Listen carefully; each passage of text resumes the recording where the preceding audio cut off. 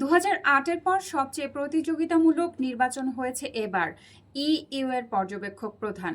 শুভেচ্ছা সবাইকে, আপনারা দেখছেন দৈনিক শিক্ষা.com। সঙ্গে আছি আমি প্রিয়াঙ্কা বৃষ্টি। ত্রয়োদশ জাতীয় সংসদ নির্বাচন প্রতিযোগিতামূলক হয়েছে বলে মন্তব্য করেছেন ইউরোপীয় ইউনিয়নের নির্বাচন পর্যবেক্ষক দলের প্রধান ইভার্স আইজাবস। তিনি বলেন, 2008 খ্রিস্টাব্দের পর সবচেয়ে প্রতিযোগিতামূলক নির্বাচন হয়েছে এবার। বাংলাদেশের মানুষের অধিকার বাস্তবায়নে এবার নির্বাচন গ্রহণযোগ্য ছিল, যা গণতন্ত্রের ক্ষেত্রে যুগান্তকারী পদক্ষেপ রাখবে।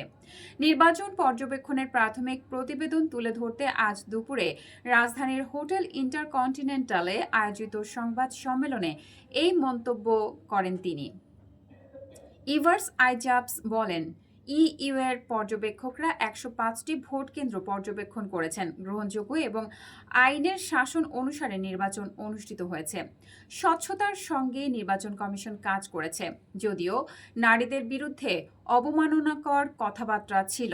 নির্বাচন কমিশন সুষ্ঠুভাবে পেশাগত দায়িত্ব পালন করেছে উল্লেখ করে তিনি বলেন, প্রচারণার সময় প্রার্থীরা স্বাধীনভাবে গণসংযোগ করতে পেরেছেন।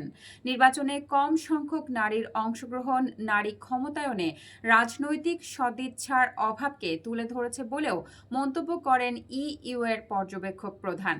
তিনি বলেন, নির্বাচন ঘিরে নারীদের বিরুদ্ধে ডিজিটাল পুরুষতান্ত্রিক হয়রানি, চরিত্রহরণ এবং যৌন নির্যাতনমূলক হয়রানি ছিল, যা গণতান্ত্রিক চর্চায় থাকতে পারে না। ডিজিটাল যারা নির্যাতনের শিকার হয়েছে তাদের পরিবারের প্রতি সমবেদনা জানাচ্ছে ইইউ।